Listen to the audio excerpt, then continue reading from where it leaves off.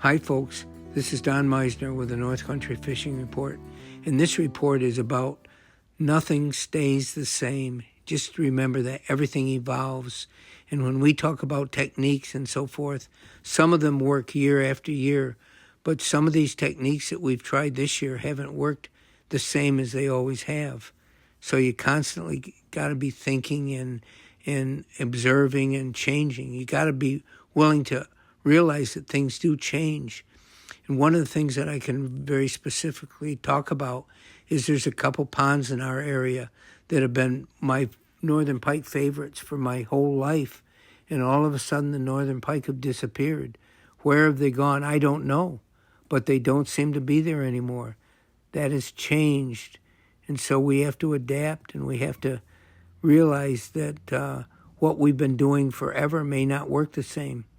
One of the examples is the spinnerbaits I've talked about that have worked so well for us in the early part of the season for pike haven't seemed to work as well this year. So we change and we put something else on, and we develop a new type of fishing, I guess. And it's something I think is important to realize. Some of the species, they change their migration routes. For example, the walleyes that come into our streams to spawn, they seem to have changed the timing and what they're doing in terms of this. So remember, folks, no matter what you've developed, always be open to learning and observing and developing new techniques, because these new techniques might work better than the old ones.